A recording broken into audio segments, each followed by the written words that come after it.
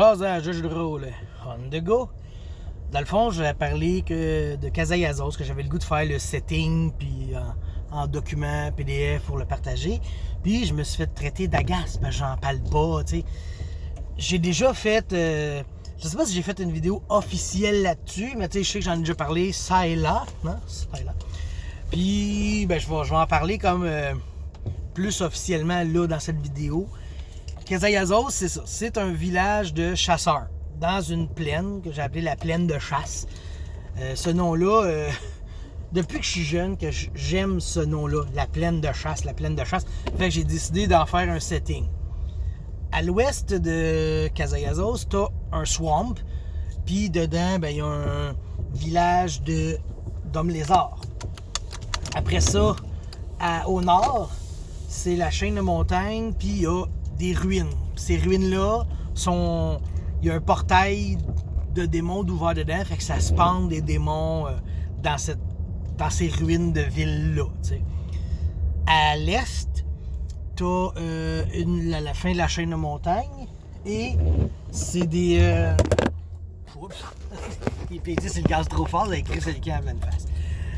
À l'est de ça, c'est des cavernes. Des cavernes où il y a des trous, des aberrations, des durgars, tout ce qu'on aime démolir, t'sais. Et au sud, c'est une forêt avec un camp de bûcherons. Puis là, à force de jouer dans mon setting, j'ai rajouté des affaires, tu sais, j'ai rajouté justement au nord, j'ai rajouté un camp ogre, j'ai rajouté une ville naine, à l'est, j'ai rajouté... qu'est-ce que j'avais rajouté, là? Au nord-est, j'avais rajouté une ville d'orques, puis de gobelins, des camps, là, puis un autre village, premier colon qui commence à bâtir un nouveau village, etc. Puis ça, c'est des affaires que moi, j'ai rajoutées dans la game à force de jouer avec mes joueurs. Probablement que je pourrais les étoffer pour les rajouter dans le setting officiellement, tu sais.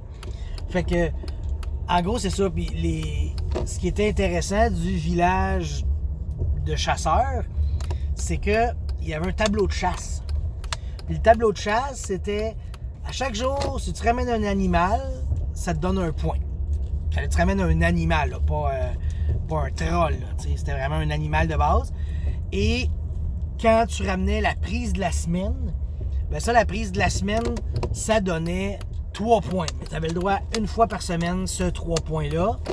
Donc, tu peux faire 10 points par semaine maximum.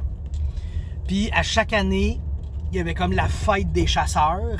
Là, ils comptabilisaient le score, puis ils donnaient des prix, etc. T'sais. Parce que ce village-là, vu que c'est un village de chasseurs qui fonctionne avec les produits de la chasse, ben, tu sais, la fourrure, les plumes, la viande, tout ce que tu pouvais penser faire avec un animal, eux autres, ils le faisaient. C'était comme... c'était ça leur monnaie d'échange dans les commerces avec les villes puis les choses avoisinantes, t'sais. Fait que ce village de chasseurs-là, c'était ça. Puis j'avais quelque chose d'autre. C'est ça. Moi, je l'ai bâti en Random Encounter, les histoires. Fait que, tu sais, si je mets ce setting-là, c'est ça le but, tu sais, de le builder en Random Encounter. Puis, une autre affaire que je trouve vraiment cool que j'ai fait, c'est que j'ai pris des monstres. Exemple, j'ai pris un kobold, tu sais. Puis j'ai dit ça, c'est le boss des kobolds. Et lui, j'y ai mis, genre, des niveaux de sorcerer. Tu sais, puis là, j'ai fait ça pour bien des affaires. Mais genre, j'ai mis des niveaux de monk à un crocodile. Tu sais, fait que là, quand il faisait Flurry of Blows, c'était Flurry of coup de queue. Puis, tu sais, j'ai comme extrapolé de même. J'avais fait je pense que c'était une hyène que j'avais mis des niveaux de Ranger.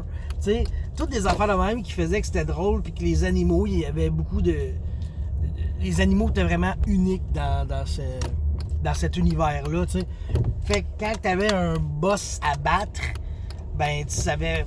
Les joueurs ne le savaient pas à ce moment-là, mais ça veut dire que l'animal, ben, il était boosté. Il y avait des niveaux d'une classe, ce qui donnait plus de possibilités. Je trouvais ça vraiment drôle, mais ils n'ont jamais affronté vraiment d'animaux comme ça. Là. Le seul qu'ils ont pogné, justement, c'est le Sorcerer Kobold. Puis lui, ben c'est ça, sa place était cachée dans le milieu de la plaine. Fait que là, les joueurs, fallait qu'ils le trouvent, tu sais. Puis je me souviens, dans mes Random Encounter, quand tu pognais 20, ça faisait un événement spécial. Puis il avait pogné 20 sur la case de la base du Kobold, tu sais. J'ai fait ouais, il rencontre le boss Kobold, tu sais. Puis de la manière que ça marchait, le boss Kobold, sa base était sous terre. Puis il y avait plein de tunnels, des trous que juste les smalls peuvent rentrer sans avoir de problème. Là, un médium, ça serait squeezé, puis ça aurait été super difficile à rentrer. Fait que là, lui est sorti, il a casté un Lightning Bolt sur un joueur. Il l'a grillé d'un coup, il est allé se recacher.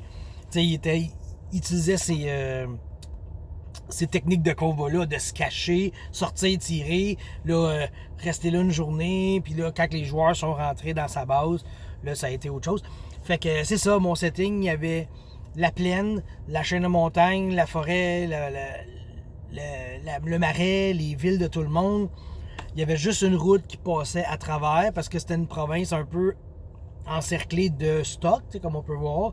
Fait qu'il y avait une route. Puis il y avait un sentier plus ou moins battu qui se rendait jusqu'aux grottes à l'autre bout de la plaine, t'sais. Puis chaque hexagone, c'était 1 heure de voyage, etc.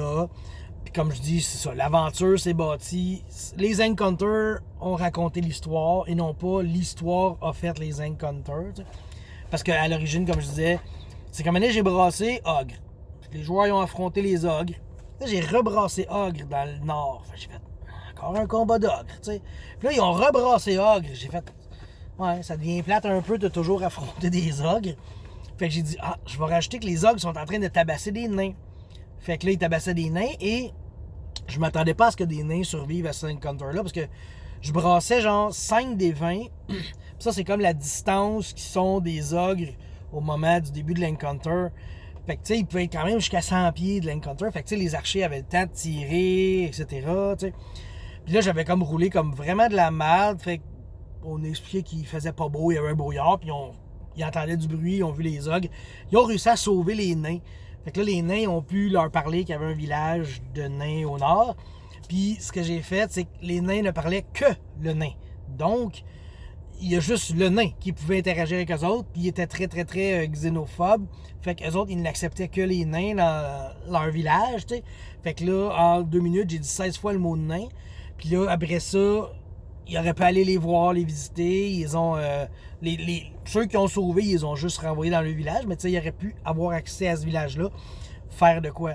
Mais quand j'ai créé la zone, il n'y en avait pas de village de nains. Fait que...